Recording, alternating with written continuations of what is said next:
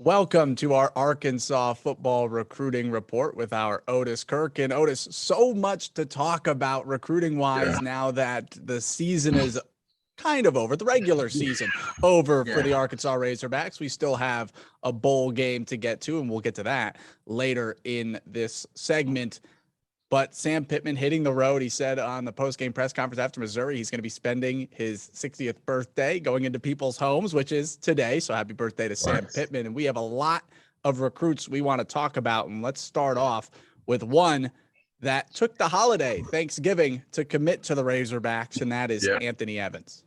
Here's a kid, 6 foot, 160, can fly. He ran a 4.31 at a camp down in Texas. He told me he chose Arkansas because it felt more like a family than any other school. But another thing he liked about Arkansas was the fact that there's no pro teams in Arkansas.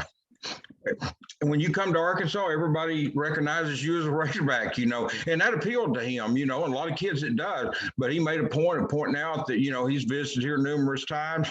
And, basically what it amounts to, the Razorbacks are basically the Dallas Cowboys or the Houston Texans of Texas, or, New Orleans Saints of Louisiana. So he liked that appeal. Everything's about the Razorbacks here. And so he chose the Razorbacks. He's the fourth commitment in 2023. Got really good speed. That's the thing about him. And that's legit speed too. I mean, he can fly. And I saw him when he was at a camp up here. He was sitting around watching everything go on. But boy, I tell you what, that kid he's got good hands. He had several offers, but the finalists were TCU, Houston, San Antonio, and Texas Tech. That's a Texas kid who decided to abandon all those offers to come to Arkansas. Exactly. That's pretty impressive for the Hogs to get that. Yeah, he's a good player, and Arkansas was lucky to get him. He caught 35 passes for 491 yards and 3 touchdowns this year, 15 carries for 115 yards and a touchdown, returned 1 punt, 70 yards. And there's a kid that we're going to talk about some more on here, like Isaiah and them, but these are kids that can fly, Nick, and they can help on special teams, not just at wide receiver. These are kids that's got big time speed and can help on the special teams as well, like return game. A 3-star wide receiver, 4.3 40 speed, Anthony Evans. Let's go to another 3-star that we've talked about. We've kind of kept along with Caleb James. He's got an offer from Arkansas and plenty others. Defensive lineman. Where does he stand? He was here Friday. He was at the ball game, and he's been to several. He was at Arlington when they played A&M. He came back up here for a game or two besides this one. I think Arkansas is in very good shape. I look for them to get a commitment from him basically in time. I think he's a kid that could commit at any time. He's 6'5", 250, got a ton of offers, big-time player, 105 tackles, 61 of them solo. 20 tackles for loss, 10 sacks, 2 forced fumbles, 5 recovered fumbles. So we're talking about a kid that's got offers all over the country. He's 6'5", 250. He's got the size and the frame to play inside or outside. He's capable of playing all 4 defensive line positions. So that's something you love about him. But I look for Arkansas to get him, and when they do, that's going to really help their recruiting. I mean, we're talking about very good football player. Yeah, he's got offers from Oklahoma and Texas Tech, to name a few, Arkansas, and a bunch of those that are kind of on his top tier list, especially with a lot of defensive linemen that could be leaving Arkansas after this season. That's very important to restock that position. Yeah, he named those 2 Oklahoma schools, Arkansas, Texas Tech, Baylor, and Texas Tech, Baylor, and I believe SMU was the other one, was the 6th one in his top 6 he named recently. I may be off on that last one, but I think so. But those are schools that he likes. But Arkansas is way up there, Nick, way up there. That's a recruit we've been following along for a while. Caleb James, a 3-star defensive lineman. He's a 4-star actually. Nick. He turned to 4? Yeah. Okay. He moved up there.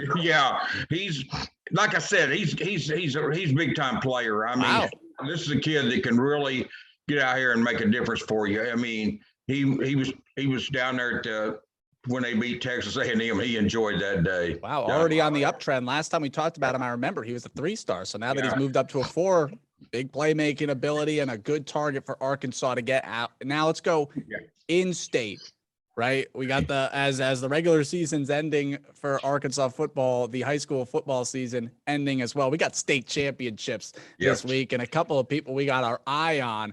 One, a big time, we talked about wide receivers, big time wide out. Who we got competing for some championship games and maybe their standings with the Hogs? Two recruits, Fayetteville's Isaiah Sategna and Eldorado's Deandre Burns. I was about to give El Dorado Anthony Evans. Deandre Burns is the 2023 kid from El Dorado who's been offered by Arkansas. And they're going to play Greenwood Saturday. I believe that game is at noon. And then Fayetteville plays Bryant Saturday night. Here's the thing about Isaiah and Deandre. They're just like Evans. They can fly. They don't need a plane. They can fly. I mean, when they run, their feet, I don't even know if their feet's hitting the ground or not. Those are three kids right there that can fly. And so, but Isaiah has just been, most people have him rated the #1 player in the state of Arkansas. He was committed to A&M, then he committed to Oregon, and he came back to Arkansas because of he wanted to play with a lot of his friends in the state. That's one thing this class of 22 has done. They have bonded the recruits, and even though they're from different parts of the state, different parts of the United States even, they've all bonded as kind of a group, and Isaiah felt special about that, and they didn't stop recruiting him. I mean, when you got a kid as talented as Isaiah Sategna, right, you're not going to quit recruiting him just because he commits somewhere else, and they're still recruiting. But he's man, this kid's one of the best receivers in the country. He's top 10 in the nation in receiving yards. The last time I checked, he's inside the top 10 out of all wide receivers in the U.S. Yeah, I don't know if his last game's been added in there, but he's got 84 catches for 1,595 yards and 15 touchdowns, and 3 carries for 149 yards and 3 touchdowns. In other words, if he carries the ball, it's a touchdown. It reminds me of Traylon Burks in that regard. He's had a 5 kickoff return, and that goes back to what I was saying earlier. These kids are special teams guys in addition to being receivers, Nick, because they've got the type speed. They can turn the field over for you. Deandre Burns has caught 39 passes for 827 yards and 10 touchdowns. You can see a lot of yards per catch. That kid's got some serious speed. He's had 10 carries for 29 yards and 2 touchdowns, and then 5 kickoff returns for 78. And he has been offered by Arkansas. And Tegna's committed to Arkansas, and I predict he'll get Deandre Burns. I don't know when, but I predict he'll get Deandre Burns as well. I feel real good about Arkansas there. I think it'll be sometime after he gets this championship season over with, championship game season, or I shouldn't say championship because I don't know if they'll beat Greenwood. Greenwood will definitely have something. Yeah. Defending champs, 10-time state champs. Yeah, they got something to say about that. Yeah, Greenwood's always got something to say about that 6A championship. But anyway, and by the way, in the semifinals this week, kind of jumping over, but Quincy McAdoo from Clarendon, he's the other receiver we've talked a lot about here in Mid-Arkansas, and they play also in the playoffs this week. So, but they're not. Theirs is a semifinal, so they've still got more games to play. They'll be in War Memorial if they win this game. They'll be in War Memorial the following weekend. So we'll talk about Quincy more next week, assuming they win that game. A lot of talent in state. We've seen that across the board, from football to even basketball. And we got one more to talk about, and that's Sam Mbake. I think it's right. Yeah, Mbake, I believe is right. And what? And can you tell us a little bit about him? Yeah, he's 6'3", 205. He'll be here on official visit this weekend at Arkansas. He's from Kennesaw North Cobb High School in Georgia. That's not that hard to say. I'm making it difficult. It's not that difficult. He's from North Cobb High School down in Kennesaw, Georgia. And this is a kid, like I said, 6'3", 205. Got a lot of offers. He caught 22 passes for 378 yards and 4 touchdowns. They went to the playoffs. They got beat this past weekend. But Sam is I predict Sam is also going to be a Razorback. He'll be up here this weekend, and I look for good things to happen after that visit with Arkansas. Yeah. But he's got a bunch of offers. This is a kid that he may not be quite as fast. He's fast. Don't get me wrong. He's not lacking in speed. But we're talking about burners like Centennial. But he's 6'3", 205. He's a bigger kid too, and he's the type that could come in. He could come in with Quincy McAdoo and Isaiah Sategna next year in that group in the class of 2022. And he is 2022, by the way. But he could come in with that group, those three kids. All three of them would be capable of stepping in because, Arkansas's got Traylon Burks probably going to the NFL. Yeah. They got those super seniors. You got Davion Moore and Tyson Morris. Tyson Moore. You've got two kids there. Those are three that probably won't be back. So you've got a chance for some kids to come in and play. And all three of the ones that we've talked about on here today, all three of those kids are very capable of coming in and playing. I'll be surprised if they don't play next year. Now Arkansas redshirted a couple of kids out of that class too, and then you got Keon Jackson played, so they've got some good receivers that are sitting there waiting for their turn. They're just waiting their turn to be, and but I love all three of those receivers there, and then of course we're talking about and then of course Anthony Evans and then Deandre Burns in the 2023 class. So it's just. Coach Guyton's doing a good job recruiting. And by the way, Anthony Evans did point out what a job that Coach Guyton did on him. He really liked the recruiting job. Said the coaches here at Arkansas treated him different than the other coaches. It was more personable, more family, more just kind of good people, could talk to you. He didn't feel strained talking to Coach Guyton and the other coach. I'm sure Coach Pittman was involved there, but and I hear that a lot with these recruits.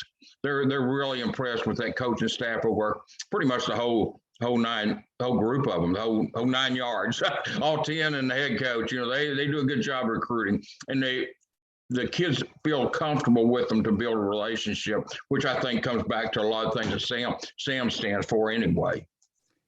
They said earlier in the season, wide receiver was going to be a position that they wanted to address. Certainly doing that in these last couple of weeks. Now, recruiting aside, we got the regular season done now for Arkansas. We got a couple of things that need to shake out in the next week. But we're looking at a bowl, 8-4 for the Razorbacks. They're going to a bowl game. Yeah. Now, where do you think they could go? Where's your speculation? Because we've heard of a couple bowls, a couple areas. There's projections out there, but where do you think Arkansas might land? Well, one thing could depend on what happens with Alabama, because if they get into the playoffs, then that's one less SEC team. Because if they get knocked out of the playoffs, if Alabama does, they come back, and that knocks Ole Miss back one spot as well. But I still think Arkansas goes to Gator Bowl, Nick. I've got sources indicating that's where they're going. I don't know that anything could change that, because a lot of the things they needed to happen this weekend happened. LSU beat A&M. Mississippi beat Mississippi State. So Arkansas got third in the SEC West by 5. They're all three of them. Those teams are 4-4, Mississippi State, A&M, and Arkansas, but Arkansas beat both of them. So they're third there in the West. And so you're looking at Alabama and basically Georgia's going to the playoffs. So you're not worried about Georgia. Okay, Alabama's the wild card there. If they fall back, but what I think would happen, I think it would affect. I think if Alabama falls out of the playoffs, I think they go to the Sugar Bowl. I think Ole Miss goes to Citrus Bowl. Kentucky probably to the Outback, because they're 9-3. And I know Arkansas fans will say, well, they should go ahead of Kentucky, but they're 9-3. Let's give them their props. But that still leaves Arkansas, even if that's with Alabama getting knocked out of the playoffs, Arkansas would still be in the Gator Bowl. And maybe Tennessee to the Music City. I haven't gone beyond that far down. A&M, maybe the Texas Bowl. I haven't gone completely with all of them, but I'm still thinking Arkansas regardless, because when I was thinking Alabama got knocked out, that might knock Arkansas the Gator. I was forgetting about the Citrus Bowl. That was the one that I was forgetting about, because I knew one of them probably Alabama or Ole Miss will go to Sugar. Now, if Alabama somehow gets in the playoffs, and Ole Miss goes to Sugar, then Arkansas still wouldn't be completely out of the question for the Citrus Bowl if the Citrus Bowl wanted to take Arkansas over Kentucky. So I mean that would be huge. Yeah, but it looks like, but it's a little less likely. Well, it's less likely. But I'm looking at this.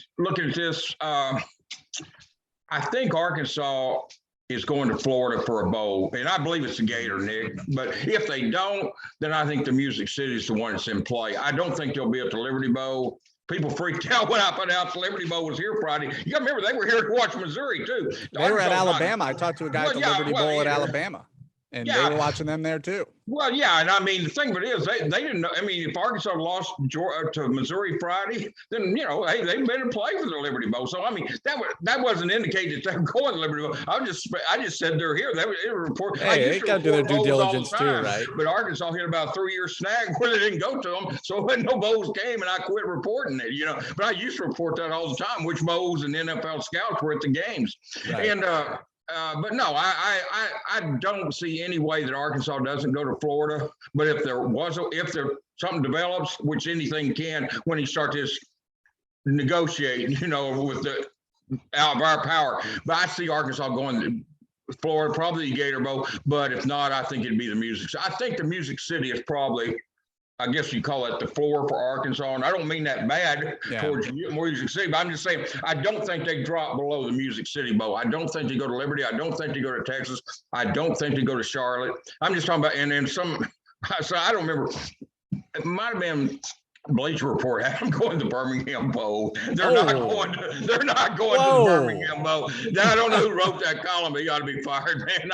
I'm just doesn't make any sense. sense. I don't want anybody fired. But no, I mean, I don't know what he was thinking it wrote that, but no, that must have been